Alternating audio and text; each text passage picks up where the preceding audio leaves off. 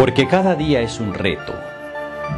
Porque cada día necesitamos sabiduría. Vale la pena buscar al Maestro de Maestros y recibir lecciones para vivir.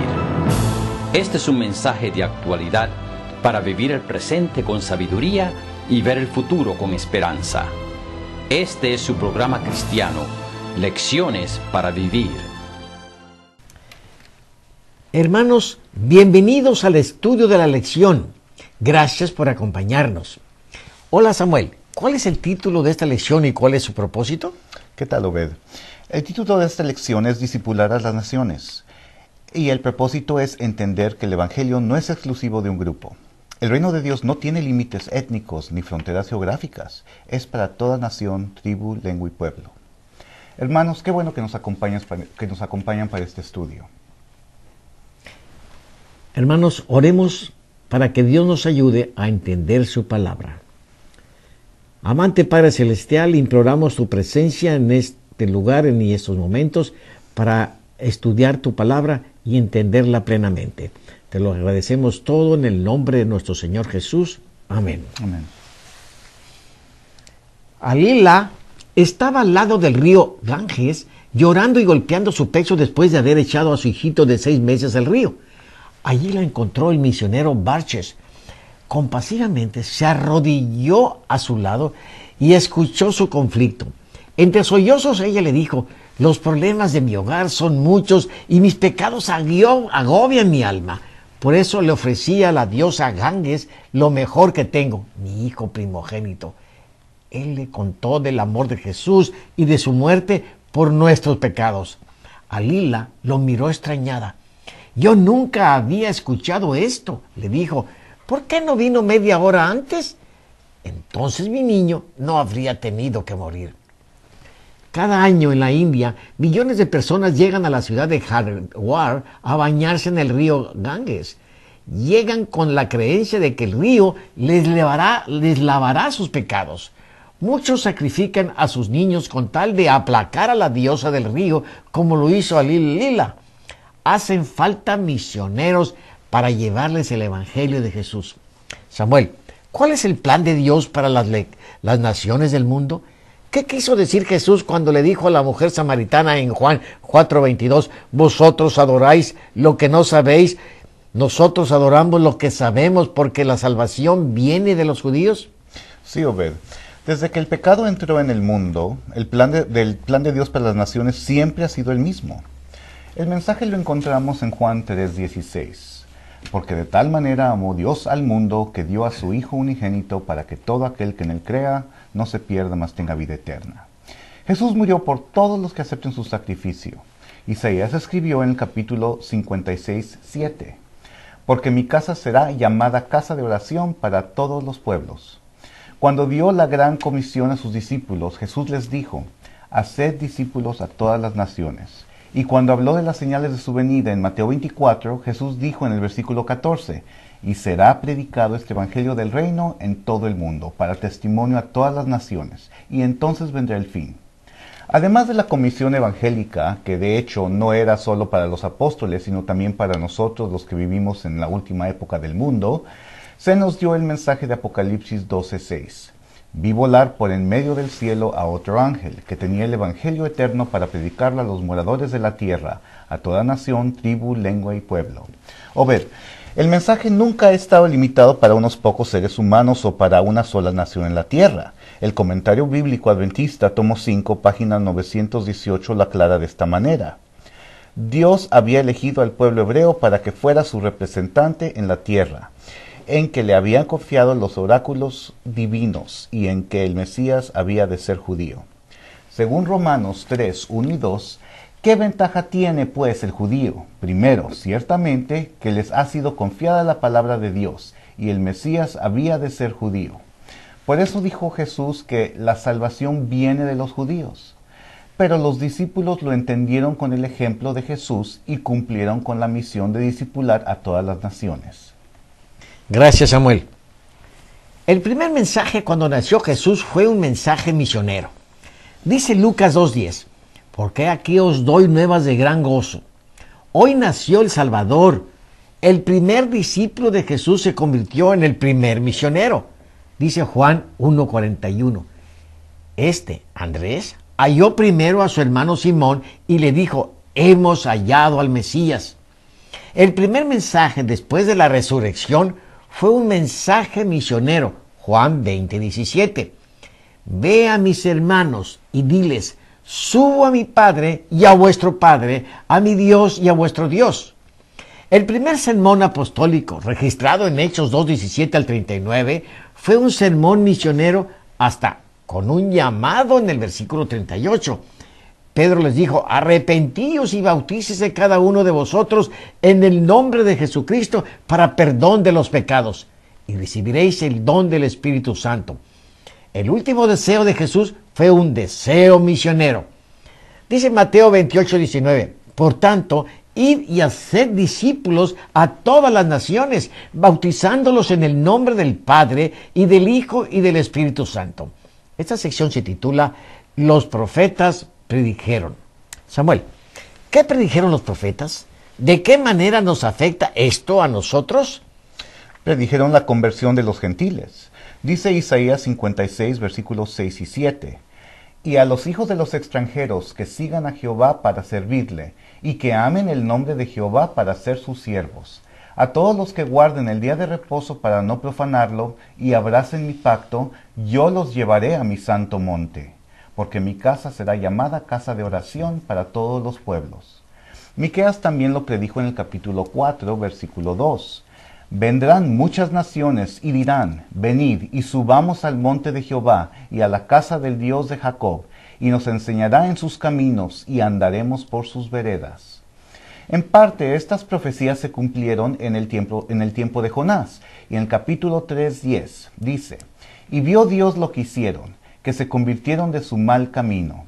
Los paganos ninivitas se convirtieron a Jehová, desde el rey hasta el más humilde peón. También se cumplió con los discípulos de Jesús, especialmente en el caso de Pablo. Dice Hechos 9:15, el Señor le dijo: ve, porque instrumento escogido me es para llevar mi nombre en presencia de los gentiles, y de reyes, y de los hijos de Israel. Esto se lo dijo Dios a Ananías hablando de Pablo, y sabemos que Pablo fue el apóstol a los gentiles. Escribió el autor de la guía del estudio, Dan Solís: Israel había de ser luz de las naciones, viendo las maravillosas ventajas que tenían los israelitas. Las naciones paganas preguntarían acerca de la fe monoteísta de los israelitas, y así muchos de ellos se convertirían al verdadero Dios. Pero Israel llegó a centrarse tanto en sí mismo que perdió de vista su propósito. Nosotros afrontamos un desafío igual al del pueblo de Israel. Se nos ha dicho que llevemos el Evangelio a todas las naciones, pero a veces parecemos que no nos interesamos por los demás. Dice en el sermonsillustrations.com, 97% del mundo ha oído hablar de la Coca-Cola. 72% del mundo ha visto una lata de Coca-Cola. 51% del mundo ha probado una Coca-Cola.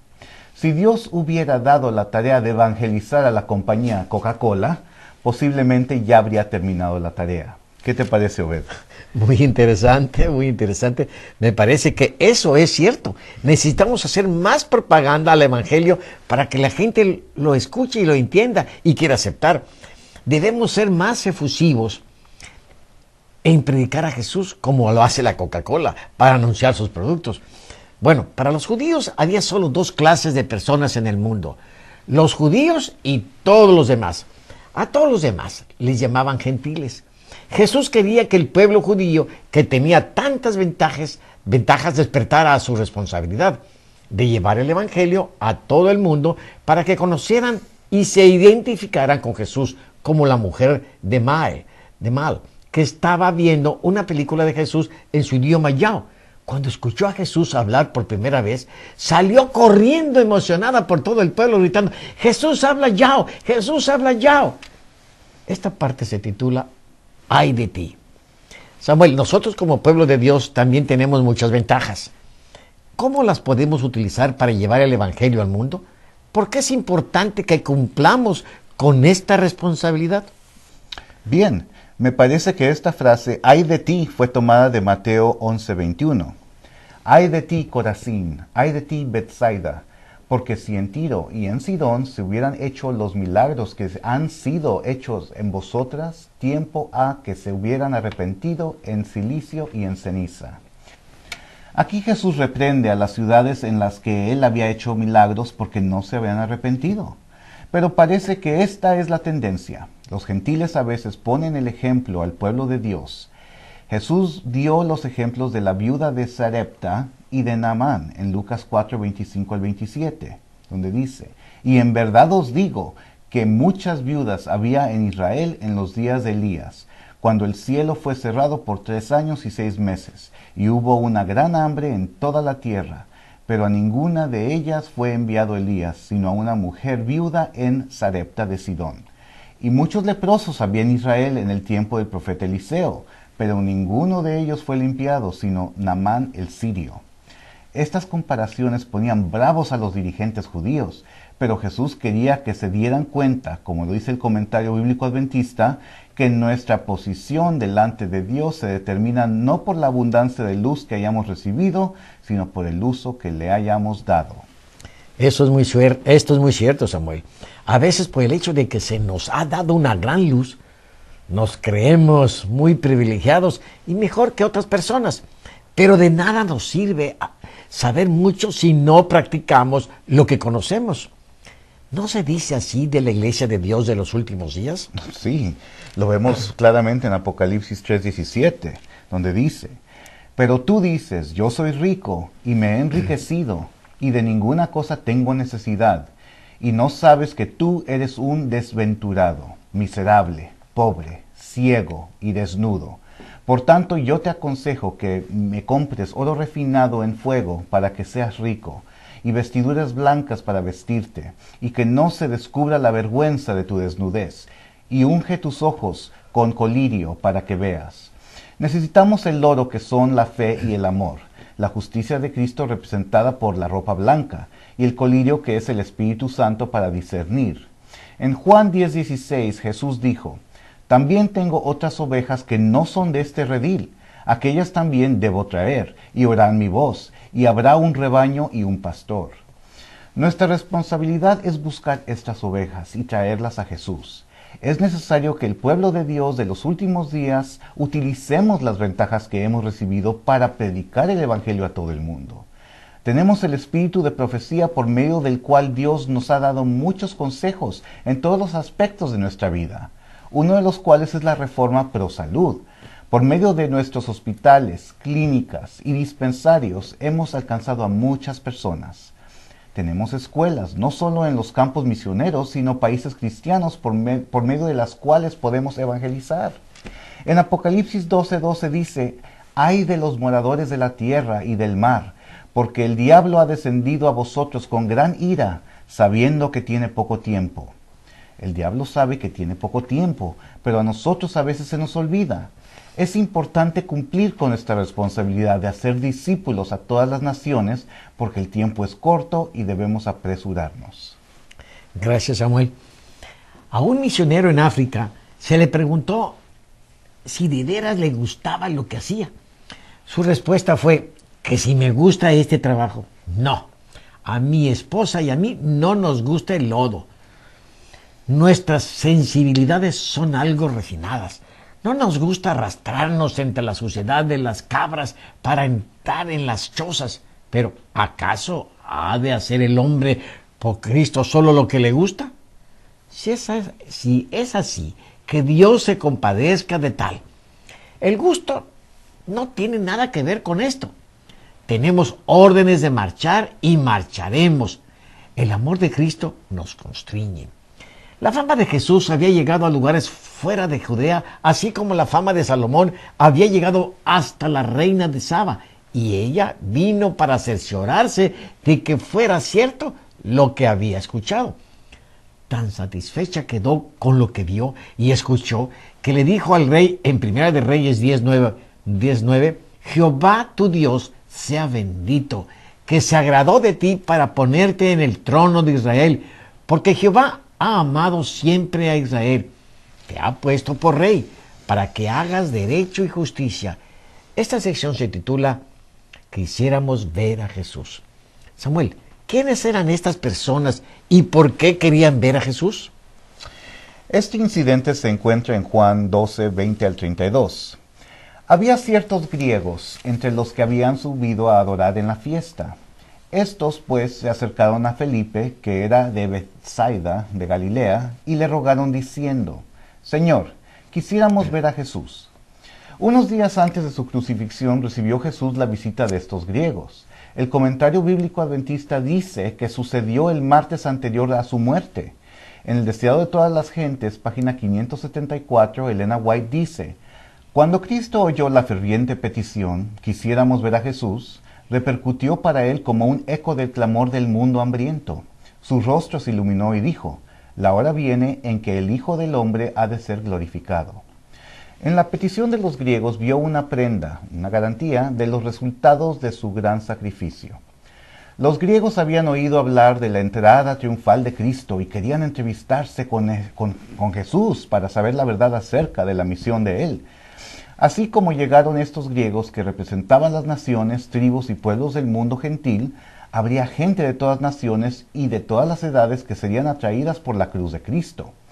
Este fue un gran aliciente para Jesús al pensar en su muerte y le dio mucho ánimo al pensar en que su sufrimiento no sería en vano. En la página 575 dice el mismo libro El Deseado de todas las gentes: En estos extranjeros Jesús vio la garantía de una gran siega, para cuando el muro de separación entre los judíos y gentiles fuese derribado y todas las naciones, lenguas y pueblos oyesen el mensaje de salvación. Este incidente revela la universalidad del mensaje del Evangelio. Samuel, ¿cuál fue el mensaje de Jesús para estos griegos? Cristo les presentó lo que le esperaba y lo ilustró con un grano de trigo. Así como el grano de trigo tiene que morir para dar vida a muchos granos de trigo y haya una gran cosecha, Jesús tenía que morir para dar vida a muchos. El grano que conserva su propia vida no puede producir fruto. Así Cristo podría haberse salvado de la muerte, pero permanecería solo. Solamente entregando su vida podía dar vida a la humanidad. Así les presentó a los griegos y a sus discípulos el precio de servirle. Dijo en Juan 12:25, el que ama su vida la perderá, y el que aborrece su vida en este mundo para vida eterna la guardará. Lo explica el Deseado de todas las gentes, página 577. La vida que será preservada es la que se haya dado libremente en servicio a Dios y al hombre. Los que por amor de Cristo sacrifican su vida en este mundo, la conservarán para la eternidad. Gracias, Samuel. El corporal del ejército norteamericano, Jacob de Chaser, fue enviado a Japón como bombardero en 1942. Después de cumplir con su misión, fue capturado y mantenido en un campamento prisionero en el que fue brutalmente torturado durante 2 años. Allí pudo leer una Biblia y se convirtió a Jesús. A pesar de lo brutal del maltrato que recibió, él perdonó a sus captores. 1 año después de su conversión, fue llevado a un campamento aún peor, donde de Chaser casi muere de hambre y enfermedad. Ese año, el 6 de agosto de 1945, cayó la bomba atómica sobre Hiroshima y se ganó la guerra. Cuando de Chaser supo que era libre, pensó del pueblo japonés. ¿Qué sería de todos ellos? Dios les dio la respuesta. Eventualmente debía volver a Japón y enseñarles acerca del Salvador. En 1948, 3 años después de ser liberado, volvió a Japón con su esposa.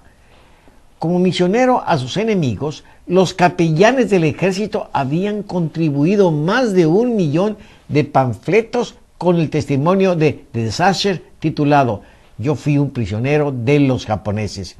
Miles de personas japonesas querían conocer al hombre que pudo perdonar a sus enemigos.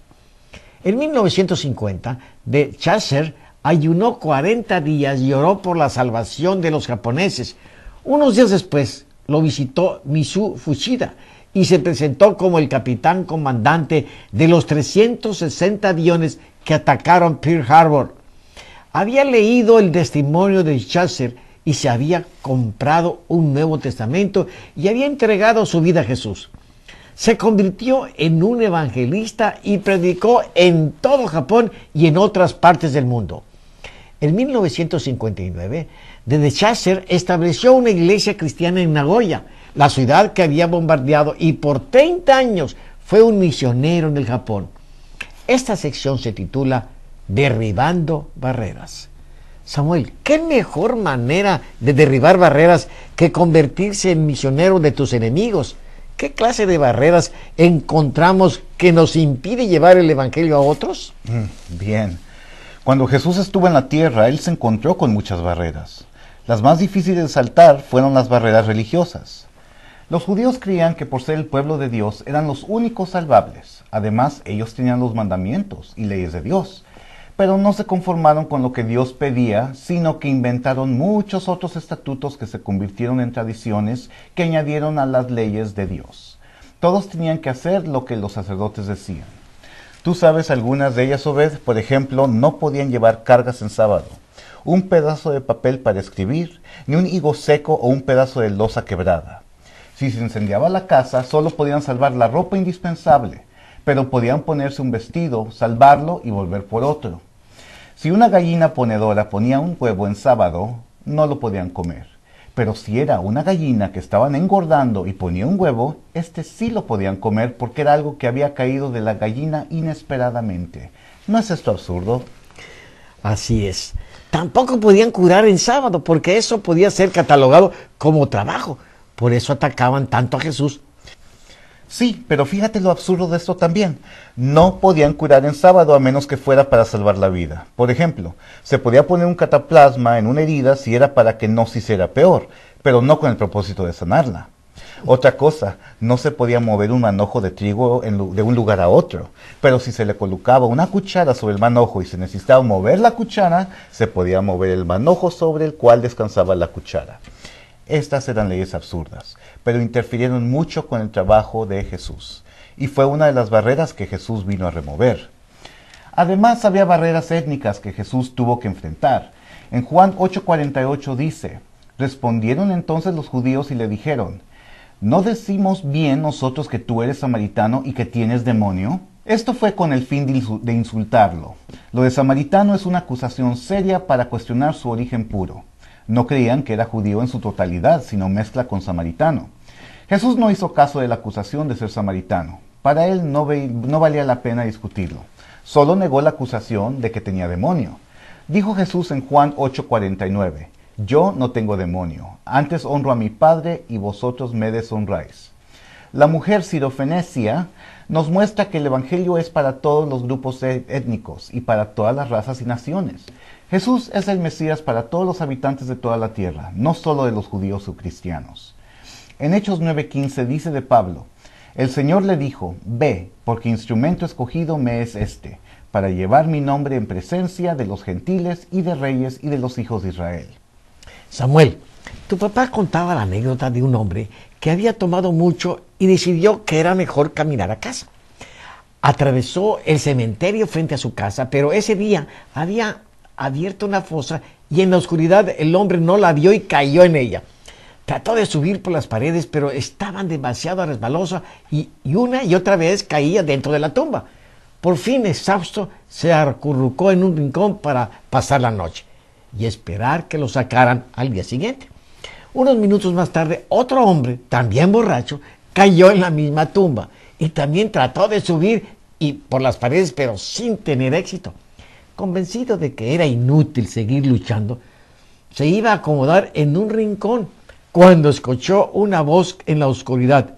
Más vale que te resignes, nunca saldrás de aquí, y no digo si no salió. Un poco de motivación mueve a cualquiera, ¿no es cierto, Samuel? Esta última sección se titula La Gran Comisión. Samuel, ¿qué prometió Jesús que sucedería antes de su venida? ¿De qué manera estaremos involucrados nosotros con la segunda venida de Jesús? Dijo Jesús en Mateo 24:14, y será predicado este evangelio del reino en todo el mundo para testimonio a todas las naciones, y entonces vendrá el fin. Esta es una promesa, pero nos toca a nosotros participar en esta obra. En Mateo 28, 19 y 20, Jesús dio la orden de que se predique el Evangelio, pero aquí en Mateo 24 nos asegura que se hará. Además, en Apocalipsis 14, 6 dice: vi volar por en medio del cielo a otro ángel, que tenía el Evangelio eterno para predicarlos a los moradores de la tierra, a toda nación, tribu, lengua y pueblo. De que se va a predicar el Evangelio en todo el mundo, se va a hacer. Es una profecía y, como dice el canto, y todo lo que él predijo a su tiempo se cumplió. Dios ya nos ha dado suficiente tiempo para que el carácter de Satanás quedara desenmascarado delante del universo. El carácter de Dios ya ha sido vindicado. ¿Qué falta para que Jesús venga a reclamarnos como suyos? Primero, que el carácter de Dios quede reproducido en sus hijos. Y segundo, que el Evangelio eterno alcance a los habitantes de toda la tierra. Dice Elena White en el libro Testimonios para la Iglesia, volumen 6, página 427, no importa cuál sea nuestra vocación, como cristianos tenemos una obra que hacer: dar a conocer a Cristo al mundo. Hemos de ser misioneros, teniendo como blanco supremo ganar almas para Cristo. Fíjate, Samuel, el otro día leí el título de un sermón que hablaba sobre la gran comisión. Era un trasplante de corazón. Necesitamos un corazón como el de Dios, y es muy cierto. Si amáramos a los demás como nos ama Dios, no sería difícil hablarles del Evangelio. Realmente, cuando tenemos una buena noticia, nos interesa compartirla. Fíjense, hermanos, el otro día leí de un hombre que viajaba en el metro de Nueva York. Todos los días a las 5 de la tarde tomaba el tren y caminaba a lo largo del vagón, comenzando desde adelante. Se detenía en cada asiento y con voz convincente le decía a cada pasajero: discúlpeme, pero si alguno de sus amigos es ciego, dígale que consulten al Dr. Carl. Él me curó la vista. Esto lo hacía todos los días. ¿Por qué no tenemos el mismo valor y la misma convicción para decir a otros que Jesús murió por ellos y que pronto va a regresar? Será predicado este mensaje del reino. Las naciones y muchos de otros grupos étnicos lo aceptarán. Solo necesitamos que haya alguien que lo predique. Aquí entramos tú y yo. No se trata de dar a otro de voluntario, y no se trata de sugerir nombres. Se trata de aceptar nosotros la tarea.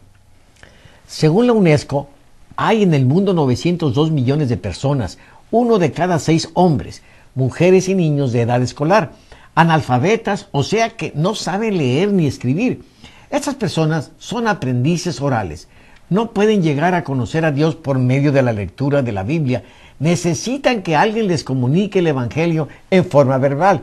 Por eso agradezco a Dios por el canal 3 ADN y las demás estaciones de radio y televisión que llevan el Evangelio al mundo entero. Hagamos nosotros nuestra parte, ya sea predicando y estudiando con las personas que nos rodean y apoyando a los medios masivos de comunicación que llevan el mensaje del advenimiento de Cristo a todas las naciones, tribus, lenguas y pueblos. Ahora sí, Samuel, haz el resumen, por favor. Con mucho gusto. Resumamos en 5 puntos. Primero, el mensaje del Evangelio nunca ha estado limitado a una sola nación en la tierra. Dios había elegido al pueblo de Israel para que diera a conocer a Dios al mundo. Este desafío ha pasado a ser nuestro. Segundo, nuestra posición delante de Dios se determina no por la abundancia de luz que hayamos recibido, sino por el uso que le hayamos dado. Es importante discipular a todas las naciones porque el tiempo es corto y debemos apresurarnos. Tercero, en la visita de los griegos a Jesús, él vio una gran siega para cuando el muro de separación entre judíos y gentiles fuese derribado y todas las naciones, lenguas y pueblos oyesen el mensaje de salvación.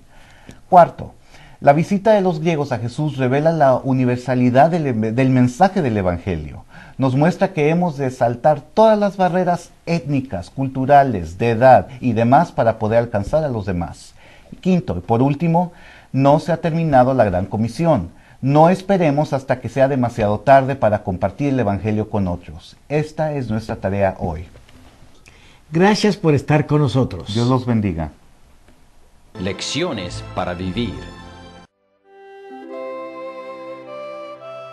Yo he venido para que tengan vida y para que la tengan en abundancia. Descubra cómo recibir este don en Lecciones para Vivir.